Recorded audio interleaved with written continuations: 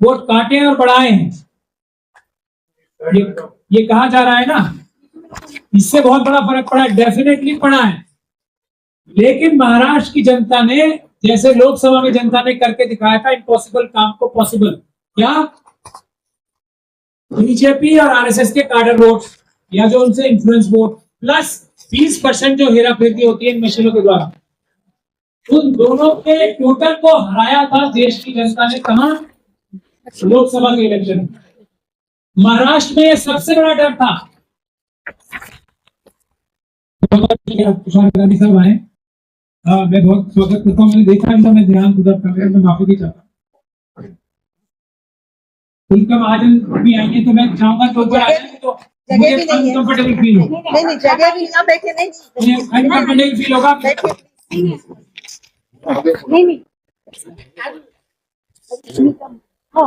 मैं माफी भी चाहता हूँ, मैंने देखा नहीं था। चलिए ये रख, ये भी है।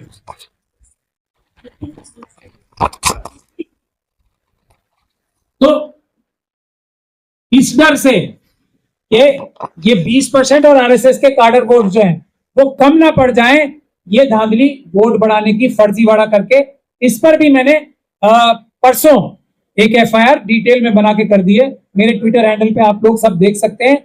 उसकी भी हमने डिटेल रिसर्च कर रखी है कि किस प्रकार से ये वोटों की लिस्ट में, वोटर लिस्ट में हेरा फेरी करने का इनका मोडस ऑपरेंडी क्या है, उसकी मैंने प्रॉपर एफआईआर कर दी है। मैंने एफआईआर मोदी जी के खिलाफ, अमित शाह जी के खिलाफ, राजीव कुमार जी के खिलाफ चाणक्य ये पार्लियामेंट स्ट्रीट पुलिस स्टेशन में ऑलरेडी कर रखी है, चुनाव में धांधली लोकसभा में करने के लिए।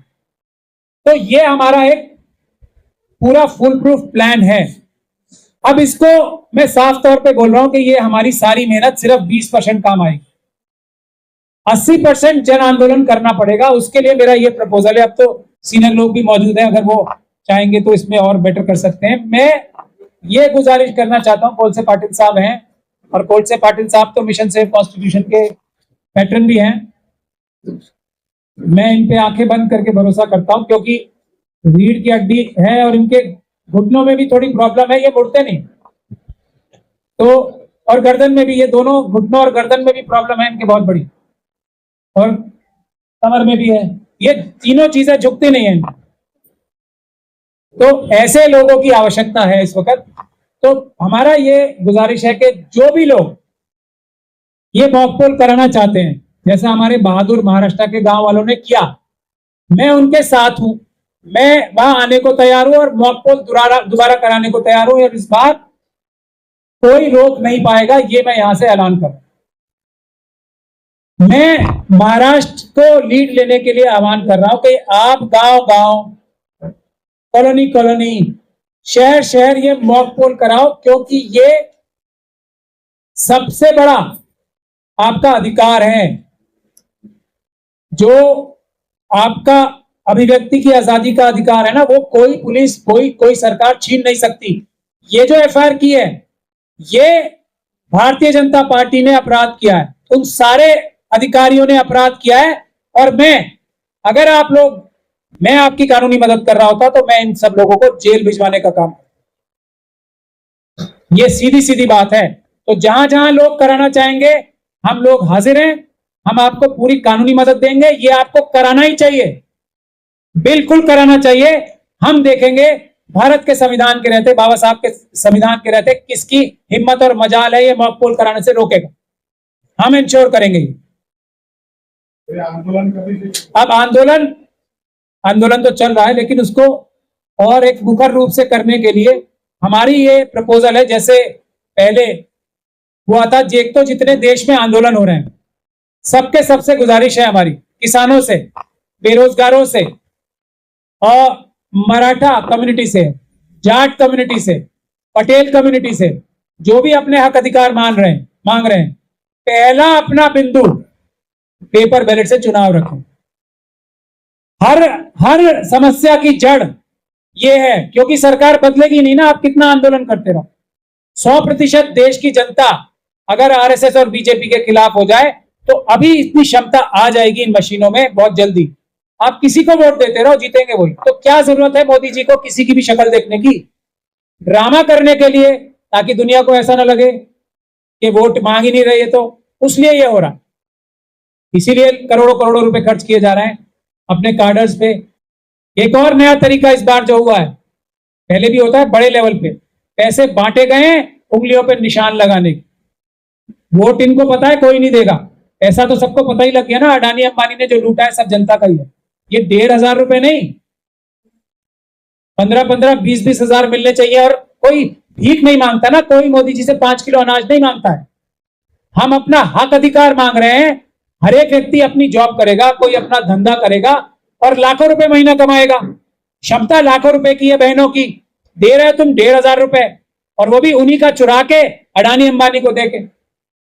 तो ये सब चलने वाला नहीं है। तो हम ये, पहला तो हमारा ये रिक्वेस्ट है। दूसरा, हर एक डीएम जो डिस्ट्रिक्ट मैजिस्ट्रेट है उसके यहाँ एक छोटा सा ही आंदोलन शुरू हो, सिट इन धरना जिसे हम बोलते हैं, छोटा ही हो, चाहे 10-11 आदमियों का ही क्यों ना हो। लेकिन डीएम के यहाँ मैं इसलिए बोल रहा हूं कि हर एक डीएम जो है डिस्ट्रिक्ट इलेक्शन ऑफिसर भी होता है, उसका काम परमानेंटली यही होता है, वोटर लिस्ट ठीक करना और इलेक्शन कराना, और वो चुनाव आयोग का नुमाइंदा होता है। हमारी सबसे बड़ी लड़ाई राजीव कुमार जी से है, जो देश के सबसे बड़े चोर हैं वोटों के। तो इसलिए हर एक डीएम, यानी कि डीईओ भी होते हैं वो, डिस्ट्रिक्ट इलेक्शन ऑफिसर, उनके यहां एक छोटा छोटा धरना लगे और एक कोर्ट अरेस्ट, क्योंकि इन लोगों ने बहुत तरीके से, हमने भी सीखा ना इनसे, कि हर जगह जहां भी पीसफुल प्रोटेस्ट होता है, खासतौर पे अम्बेडकरवादियों का, तो वहां ये गोली चलवा देते हैं, अपने लोग भेज देते हैं पत्थर फेंकवाने। तो हम अब सीनियर लोग जो हैं 10, 20, 50, 100 कोर्ट अरेस्ट देंगे और बेल नहीं कराएंगे। अब कोर्ट अरेस्ट ये लेंगे नहीं, लेनी पड़ेगी, उसका भी मैं तरीका आपको ऐलान कर रहा हूं, क्योंकि जो धारा 144 थी पहले, अमित शाह जी की वजह से वो 173 हो गई है। एक भी इनको तरह तरह के वो आती है ना, इनको रात को सपने आते हैं कैसे डिस्टर्ब करें पूरे देश को। अब 173 हो गई है, 4 लोगों से ज्यादा एक साथ होंगे तो अरेस्ट करना पड़ता है। तो हम 10 लोग, 11 लोग, 100 लोग, 1,000 लोग, जितने भी इकट्ठे हो, जाके डीएम साहब को या एसएसपी साहब को कहे हमें अरेस्ट करो, और बेल करानी नहीं है। जेल में मैं तो बहुत कोशिश कर रहा हूं, मुझे अभी तक ये लाभान्वित किया नहीं है। कोशिश बहुत कर ली अमित शाह जी ने, मेरे ऑफिस में रेड भी करा के, झूठे मुकदमे लगा के, लेकिन मैं तो बहुत दिन से जा रहा हूं, कुछ रेस्ट मिलेगा, एक्सरसाइज करके मैं फिटनेस बढ़ाऊंगा। तो हमें जेल जाना है और वापस नहीं आना है ये। और उसके अलावा बड़ी बड़ी मीटिंग्स, रैलीज, गैदरिंग जो भी कर सके, मैंने कोलसे पाटिल साहब से अभी डिस्कस कर रहे हैं। शायद हम पूना में जल्दी एक प्रोग्राम करने की कोशिश करेंगे बड़ा, एक वो कोलसे पाटिल साहब अगर जब भी डेट बताएंगे तो कोलसे पाटिल साहब से मैं रिक्वेस्ट करूंगा कोऑर्डिनेट करके करें। ये मेरा निवेदन था। इसी जो मैंने इंग्लिश में दिया है, माफी चाहता हूं, मैं मराठी में और हिंदी में नहीं दे पाया हूं। हम कोलसे पाटिल साहब से रिक्वेस्ट करेंगे कि वो करके इसको आपको दे दें। तो ये हमारा निवेदन था। मैं चाहूंगा कि आप अपने मुश्किल से मुश्किल सवाल, जो आरएसएस और बीजेपी देश की में भ्रांतियां फैलाने के लिए ये बैलेट पेपर के फैलाती है, वो हमसे करें। अगर हम आपके माध्यम से जनता को कन्विंस कर सकते हैं 100%, 99% नहीं, क्योंकि ये बात मैं चुनाव आयोग से 10 बार कह चुका हूं कि आप लोग, आपके पास 10 एक्सपर्ट हैं, 10, 20, 50, 100 सब ले आओ टेलीविजन के सामने, लाइव हम लोग डिस्कस कर लें 2 घंटे की, सब दूध का दूध और पानी का पानी हो जाएगा किसी भी टॉपिक। लेकिन वो करेंगे नहीं हमसे, तो लेकिन आप लोग हमसे पूछ लें, जो भी कड़वे से कड़वा, मुश्किल से मुश्किल सवाल लगता हो आपको, हम आपको उसका 100% जवाब देंगे, आपको सेटिस्फाई करने के लिए। मेरी यही गुजारिश है। एंड तुषार गांधी साहब, क्या आप कुछ कहना चाहेंगे इस बारे में? उसके बाद मैं गुजारिश करूंगा आप सवाल पूछ लें। आता ज्या पद्धतीने त्यांनी सगळं सांगितलंय मोहम्मद प्राचार्य, आपली अडचण अशी आहे, मी अनेकदा सांगतो की गेल्या 10-11 वर्षामधला इतिहास काय आहे, आमच्या सगळ्या गळ्यात आले, डोक्यावरून पाणी गेलं, आम्ही जिवंत प्रेत आहोत, आम्हाला भांडता येत नाही, तोंड दाबून बुटक्याचा मार आहे, त्यातून आपल्याला जर बाहेर पडायचं असेल, पडच्या म्हटले तसे आम्ही रस्त्यावर आलो आणि तुम्ही सगळे आता घरात बसून सडून मरणारच आहात का नाही. तर अशी जी देशावर वेळ आहे तर आम्ही प्रत्येकाने रस्त्यावर येऊन काही लोकांनी मरण्याची गरज ही जोपर्यंत तुम्ही मनावर घेत नाही, तुम्ही भीत नाही, तर महात्मा गांधींनी काय केलं. महात्मा गांधीचा आमच्या पुढे आदर्श आहे. एकटा माणूस परदेशात आणि इथे देशात सुद्धा त्यांनी एवढं मोठं रान उठवलं. आपण तितके मोठे नाही, पण त्यांनी दाखवलेला मार्ग आहे, संविधानाने चौकटी केलेला मार्ग आहे.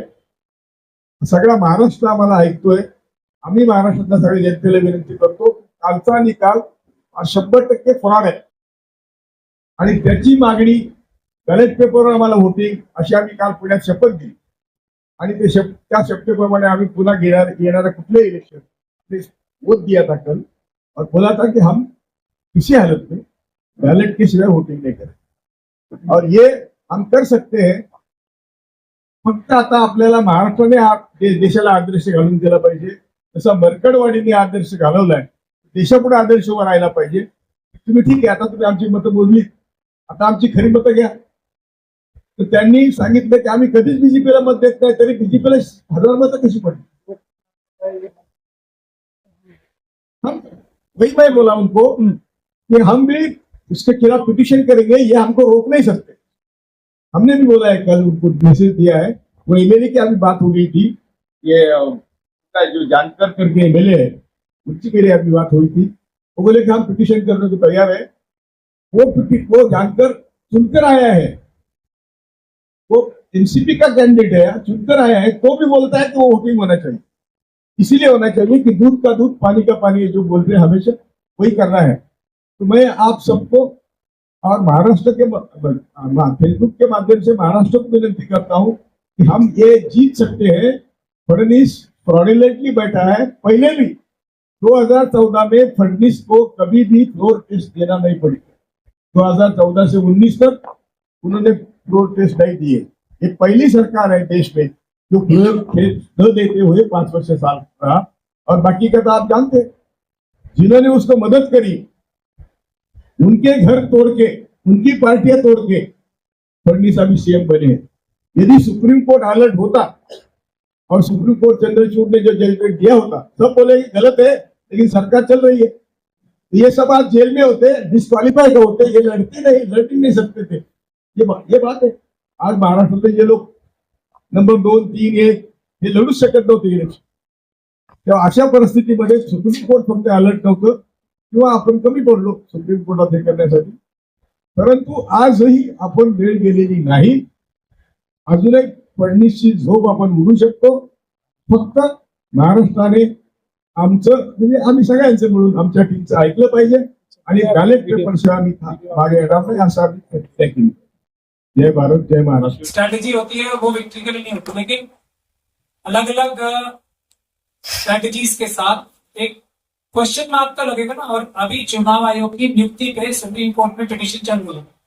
खन्ना साहब ने, अभी चीफ जस्टिस साहब ने मुझे अपने पास से ट्रांसफर किया, बिकॉज अगर सुप्रीम कोर्ट की चली तो खन्ना साहब इसके मेंबर होंगे, इसलिए उन्होंने सही काम करके उसको अपने पास से ट्रांसफर किया. तो सुप्रीम कोर्ट को भी नजर आएगा ना कि इम्पीचमेंट तक, और हमारा केस इतना स्ट्रांग है, वो इम्पीचमेंट से अगर दिल से वो 3 लाइन भी फटा दें तब वो इम्पीच हो जाएंगे, लेकिन 3 लाइन गिव की वजह से वो बच सकते हैं. लेकिन पार्लियामेंट में डिबेट होने से उनके सारे बंदे जिन्होंने कारनामे दुनिया के सामने बहुत मुकद्दर से है.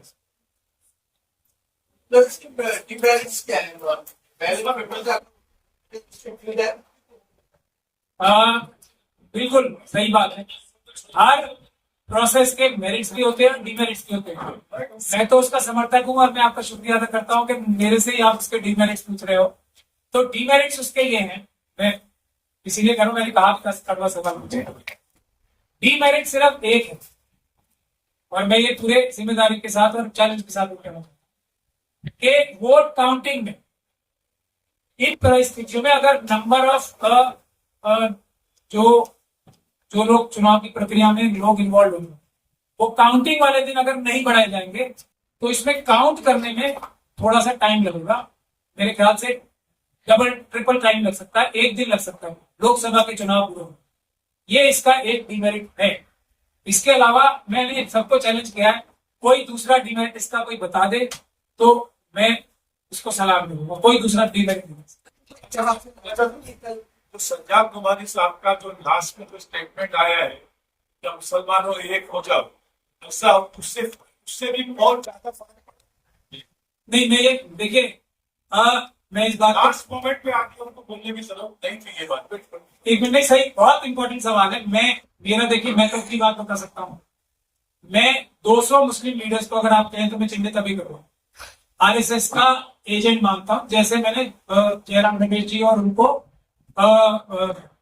ये पीनू गोपाल साहब को आरएसएस का एजेंट बताया है, तो वो जो कर रहे हैं वो आरएसएस के कहने पे कर रहे हैं। अब आप इसको एनालाइज कर लें, ये वो अपने हाथ में कुछ नहीं है। अभी वो मक्का मदीना से जाके अपनी सफाई पेश कर रहे हैं कि मैं काबे में बैठा हूं तो मेरी बात पे यकीन करो। यही तो चुनाव आयोग कह रहे हैं। चुनाव आयोग क्या कह रहा है? मैं चुनाव आयोग हूं, मेरा भरोसा करो। वो काबे में बैठ के काम कर रहे हैं। यहां हम जिंदगी और मौत की लड़ाई लड़ रहे हैं, और वो कितनी बार काबे जाते हैं वो। और लोगों को भी मौका मिलना चाहिए ना। हर आदमी जो दोबारा जाता है वो किसी एक आदमी का हक कम करता है। तो इन लोग ये आरएसएस के एजेंट है, ये उलेमाए सू है। आज मैं कुछ और ज्यादा बोलना नहीं चाहता क्योंकि विषय भटक गया। सभा के पूर्व पहले गंगा साहब ने एक मीटिंग में बोला था कि ये जो पर्ची है, ये पर्ची में क्यूआर कोड। अभी मैं ये कहता हूं कि हमने कोई देश के नागरिकों ने ये मशीनों से शादी तो नहीं करनी है ना। इसको इस्तेमाल ही क्यों करना है जब इसको ठीक से चलाने के लिए पूरे देश के सभी अधिकारी जो है ना, उनको निरंतर साल भर ट्रेनिंग होती रहती है। इसमें तरह तरह के टेक्निकलिटीज हैं, माइक्रो प्रोसेसर है, तरह तरह की टेक्निकलिटीज आती हैं। इसके लिए हमें सर के बल खड़े रहना पड़ता है सबको, लेकिन इस्तेमाल इसी को करना है। जबकि ये गैर कानूनी है। ये कहता है सेक्शन 59 और सेक्शन 61।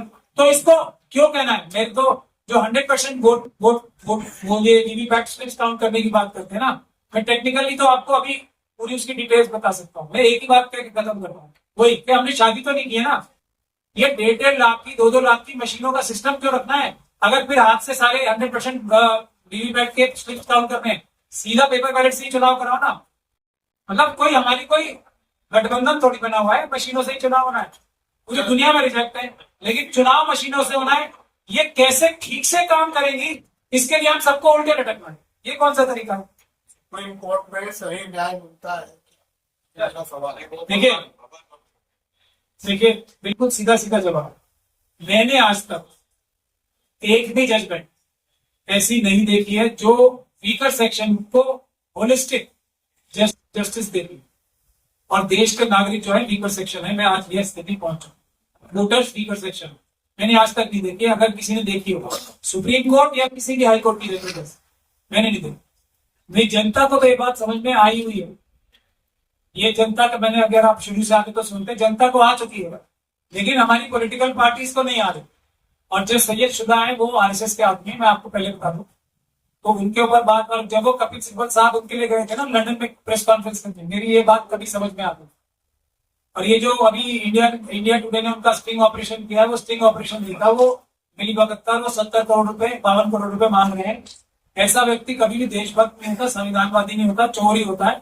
सैयद शुजा एक चोर है, उसको उसी नजर से देखना चाहिए। ईवीएम हैक करना एक तरीका है सिर्फ, मतलब रिमोटली हैक करना एक तरीका है।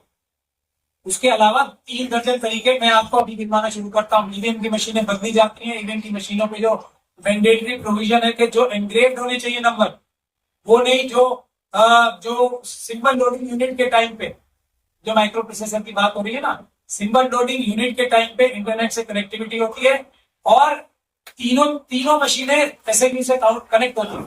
तो मैं उस टाइम गड़बड़ होती है जब ये पोलिंग पार्टीज बन के मशीनें लेके जाती हैं, उस टाइम गड़बड़ होती है। इसकी मैंने वीडियोग्राफीज तक बना के रखी। तो सैयद शुजा साहब की बात को बिल्कुल ना लें, ये आरएसएस के आदमी है। उनके हिसाब से उन्होंने देखो कितना अच्छा चाल चला, एक जानबूझ के फर्जी स्टिंग ऑपरेशन कराया, पब्लिक ने उसको तुरंत रीट्वीट और सोशल मीडिया पे ऐसे दिखा दिया, पता नहीं कौन सा बड़ा तूफान कर दिया उन्होंने। और उसके बाद फिर उसके खिलाफ एफआईआर की ताकि आम जनता इस मशीनों के खिलाफ आंदोलन से डरे। ये मेरी मदद करना। मेरा और एक सवाल है आपने ईवीएम मैनिपुलेशन देश की जनता के नौकर हैं, जैसे मोदी जी नौकर। विपक्ष में 60% लोगों ने देश के राहुल गांधी जी को एलओपी का मतलब क्या होता है, जो 60% से ज्यादा लोगों ने मोदी जी के खिलाफ वोट दिया है, वो उनके नेता राहुल गांधी जी हैं, तो वो फेल नहीं कर रहे हैं क्या 60% देश की जनता को? ये वो विरोध तो कर रहे हैं लेकिन सड़कों पे नहीं आ रहे, हमारी बात से एग्री तो कर रहे हैं, सड़कों पे नहीं आ रहे। हम क्या कह रहे हैं, और मैं ये आपके माध्यम से एक बहुत महत्वपूर्ण बात सभी सिटीजन्स को ये कहना चाहता हूँ, हमारा जो ये इलेक्शन कमीशन को चैलेंज देने की बात है, चाहे वो प्यारेलाल गर्ग साहब हो, तुलसी पाटिल हो, या हमारे दूसरे साथी मैं, हम कोई भी अपना दावा करते हैं तो उस बुनियाद देख लीजिए क्या, उसकी बुनियाद होती है इलेक्शन कमीशन का वो डेटा जो वो वेबसाइट पे चला रखता है। हम अपनी तरफ से कोई भी चीज जैसे हैक करके हम दिखा देंगे, हम कहते ही नहीं, हम तो इस किताब पे चुनाव आयोग के प्रोसीजर्स पे और उसके खुद के डेटा पे रिलाई कर रहे हैं। किसी भी और चीज पे हमें इनकी ये कि राजीव कुमार जी सबसे बड़े चोर है वोटों के, साबित करने के लिए हमें कोई भी एक्सटर्नल किसी भी सबूत की आवश्यकता ही नहीं है, हमें जरूरत ही नहीं है। हम उनके डेटा से जो देश का कानून है उससे बात कर रहे हैं। किसी भी और चीज पे देश की जनता से मैं गुजारिश करूंगा ध्यान मत दें, बिल्कुल जरूरत नहीं है इस तरह के स्किन डिलेंटिंग जो बहुत ही ज्यादा एकदम चौंका देने वाले वीडियोस आते हैं ना, उस पर जरूरत नहीं है उसको।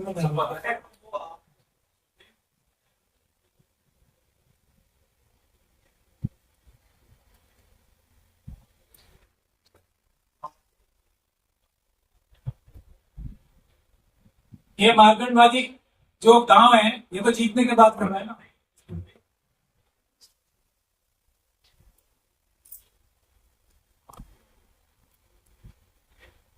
वो अनप्रिपेयर्ड पीआईएल थी, जल्दी जल्दी में बार बार आपने मुझे सुना होगा, सुप्रीम कोर्ट नहीं जाना चाहिए कभी भी, कभी नहीं जाना चाहिए सुप्रीम कोर्ट। जो सुप्रीम कोर्ट जाते हैं वो या तो नासमझ होते हैं या वो साजिश करके जाते हैं कि हम लोगों के रास्तों में ज्यादा प्रॉब्लम क्रिएट हो जाए। नहीं जाना चाहिए सुप्रीम कोर्ट किसी भी हालत में किसी भी कीमत पे। और वो अनप्रिपेयर्ड थी, मैं आपको सेक्शन बता रहा हूँ ना, कानूनी तौर पे आज भी पेपर बैलेट से ही चुनाव होने हैं, मैं तो सेक्शन बता रहा हूँ।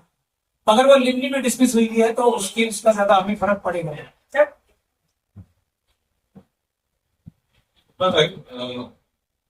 वो जो वाले पेपर वाले गया वो बेसिकली वो एक सोपान वाली बात। These are आधा पेटिशन करना prepare send to supreme court ताकि वो नकारे जाए, ताकि ये आंदोलन को फ्रेम किया जाए। ये महाराष्ट्र के चुनाव के बाद जिस प्रकार से ये पूरी बात पूरे महाराष्ट्र में पूरे देश में ये आम हो चुकी है कि ईवीएम पे किसी को भरोसा नहीं है, उसको फ्रेम करने के लिए बैलेट पेपर की डिमांड को फ्रेम करने के लिए सुप्रीम कोर्ट ये पता नहीं कौन गया है, उसका बैकग्राउंड क्या है, उसको कोई ईवीएम बैठने के खिलाफ कभी आंदोलन किया है, उसका कोई अता पता नहीं। ये वही पैसे दिए हुए लोग हैं और ये सब। मगर अभी now we are going to the people. ये अदालत फेल हो चुकी है, हम लोग जनता की अदालत में जा रहे हैं और जनता की अदालत से ये पूरा पढ़ने तभी इलेक्शन कमीशन बदलेगा, तभी सुप्रीम कोर्ट बदलेगा।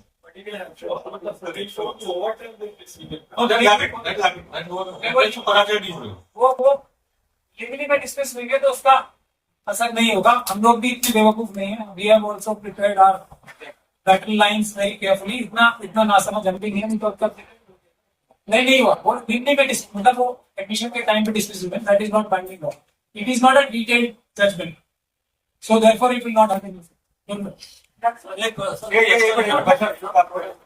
2014 में ही मायावती ने ईवीएम का राष्ट्र तब भी जागा हुआ था और अब जीएसटी को मायावती जी को सबसे बड़ा नुकसान हो रहा है इन मशीनों का।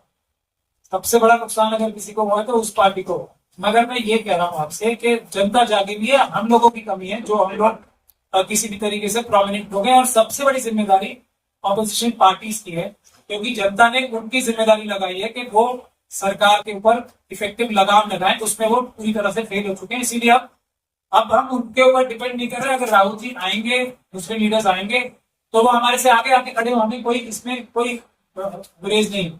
अगर कभी गोली चलेगी तो हम उनसे आगे उसी टाइम रहेंगे, बाकी सब टाइम हम उनके पीछे हो जाएंगे। लेकिन ये आंदोलन अब रुकेगा नहीं।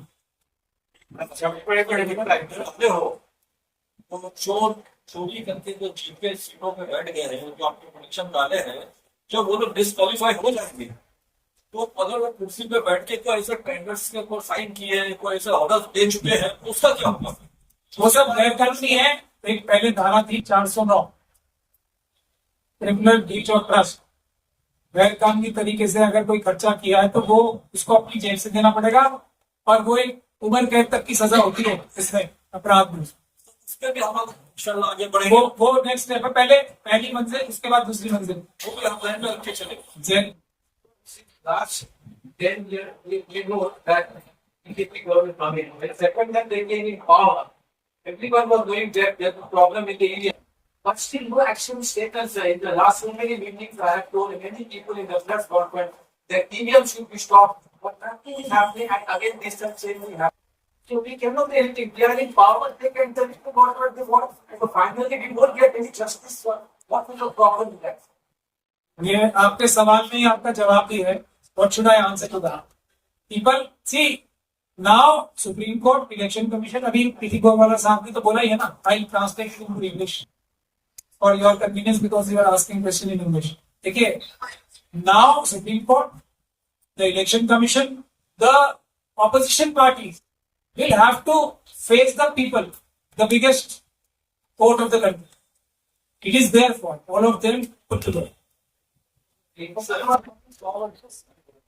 महाराष्ट्र रेडी करता है देश को, ठीक, वो अलग बात है। दूसरी बात है कि सिर्फ राजनीतिक दलों का फेलियर का मामला नहीं है। जन आंदोलन के भीतर भी बहुत वक्त लगा है हमको यहाँ पहुंचे। मुझसे पाटिल जी, धनंजय, हम लोग बहुत सालों से बोल रहे हैं। हमने पूरे एक आंदोलन भारत में चला था, 10 दिन का दौरा किया था। राजनीतिक दल मान भी गए थे, फिर जब जीत गए सरकार बनी तब पूरा पिछड़ गए। मगर इस बार क्या है कि एक चुनाव के बाद कपड़े तक नहीं छोड़े बीजेपी ने लोग। तो अभी ये राजनीतिक दल ही उठे तो ये मामला खत्म हो चुका है। तो मदर ऑफ डेमोक्रेसी के नाम पे ये तमाशा चलता रहेगा इलेक्शन का, ठीक है।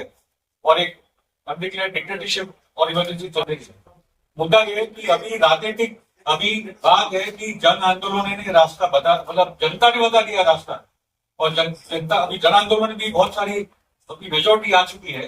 राजनीतिक दल के तरफ से भी पहली बार बयान आए हैं कि भी बैलेट पेपर करना चाहिए, पहले वो नहीं करते। तो परिस्थिति भी बदल चुकी है।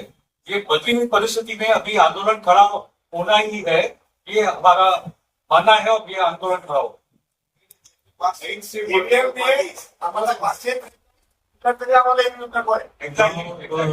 get the permission because we will have to move for some other program. At last, I just would like to conclude. We'll have to perform our constitutional duty. We have much talked about the constitutional responsibility, rights, and other formalities. Now we'll have to come and follow the path which is shown by the and guided by these our two prominent speakers. And now we'll have to demonstrate and come with our constitutional responsibility. With this word, we conclude our today's this press conference, and we thank you very much all.